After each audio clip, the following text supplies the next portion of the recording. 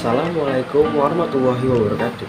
Halo semuanya, perkenalkan nama saya Rehan Anwar dengan NPM 221063102059. Pada video kali ini saya ingin menjelaskan mengenai materi mewawancarai calon pegawai, yang dimana tugas video ini bertujuan untuk memenuhi tugas mata kuliah Manajemen Sumber Daya Manusia dengan dosen pengampu Ibu Kalyaningsi Mada MM.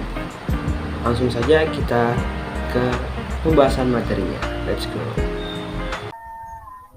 Oke, langsung saja kita ke pembahasan materi mengenai mewawancarai calon pegawai. Di sini saya membuat topik pembahasan menjadi 5. Yang pertama, ada definisi wawancara, tujuan wawancara, jenis wawancara, faktor-faktor yang merendahkan kegunaan wawancara, dan studi kasus. Yang pertama, ada definisi wawancara. Definisi wawancara di sini saya membuat menjadi 2. Yang pertama, ada menurut KBBI dan menurut ahli. Yang pertama, menurut KBBI. Menurut KBBI, wawancara adalah tanya jawab dengan seseorang, misalnya pejabat atau sebagainya, untuk dimintai keterangan atau pendapatnya mengenai suatu hal, dimuat dalam surat kabar, disiarkan melalui radio, atau ditayangkan pada layar televisi.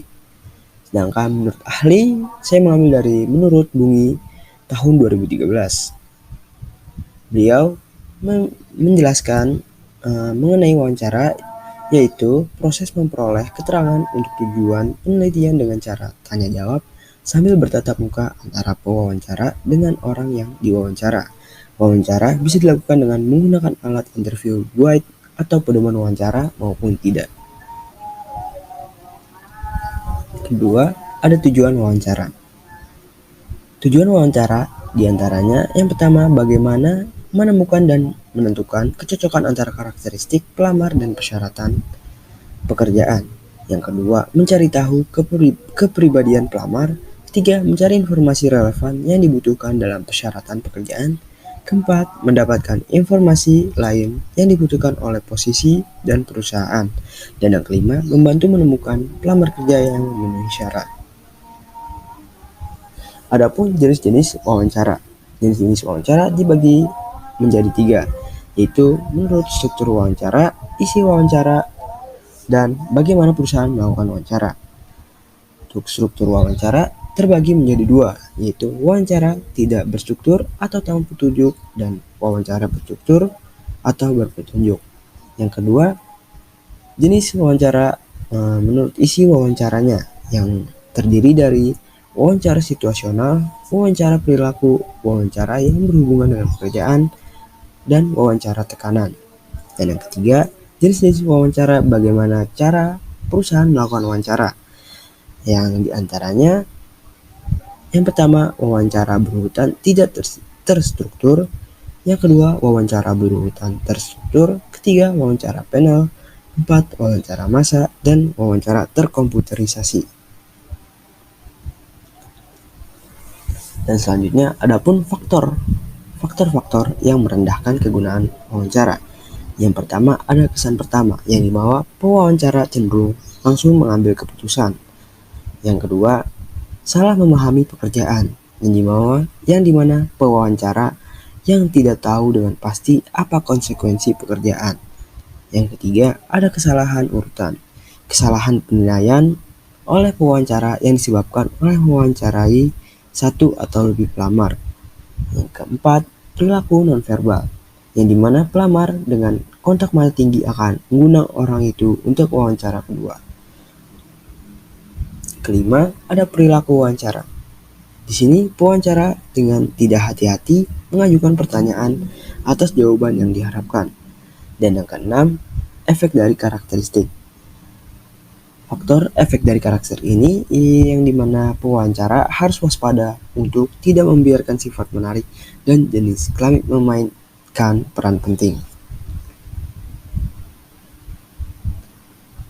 Dan yang terakhir, di sini saya mengambil studi kasus dari PT Petrosida Gresik Swasta yang berhubungan dengan mewawancarai calon pegawai dalam kondisi PT tersebut ialah PT Petrosida Gresik memiliki lebih dari 500 karyawan yang dimana jumlah ini terus bertambah seiring tumbuhnya perusahaan dalam memenuhi kebutuhan produk pertanian, peternakan, dan perikanan di Indonesia. Selain itu, PT Petrosida Gresik juga memiliki karyawan yang tersebar di hampir seluruh wilayah Indonesia. Masalah yang terjadi pada PT Petrosida Gresik ini ternyata PT Petrosida Gresik diketahui ada pengaruh yang negatif ketika proses rekrutmen dan seleksi berlangsung, terutama pada tahap tes wawancara. Penempatan karyawan yang diterima tidak sesuai dengan kualifikasi yang dibutuhkan oleh perusahaan sehingga berdampak terhadap kinerja karyawan. Solusi dari PT tersebut ialah agar tidak terjadinya ketidaksesuaian dalam penempatan karyawan, PT Petrosida melakukan penekanan dalam proses seleksi karyawan dengan ditekankan pada indikator yang telah ditentukan, seperti meninjau kembali deskripsi sang pelamar. Adapun keterkaitan teori dengan studi kasus dari PT Petrosida Gresik, yaitu masalah yang terjadi pada PT Petrosida Gresik menjadi salah satu faktor dalam merendahkan keputusan wawancara, yaitu faktor salah satu memahami pekerjaan, yang dimana karyawan yang tidak tahu dengan konsekuensi pekerjaan dan tidak sesuai dalam penempatan. Nah, mungkin itu saja yang bisa saya jelaskan mengenai materi mewawancarai calon pegawai. Semoga yang menonton video ini dapat memahami mengenai materi tersebut. Mungkin itu saja, kurang lebihnya mohon maaf. Wassalamualaikum warahmatullahi wabarakatuh. Terima kasih.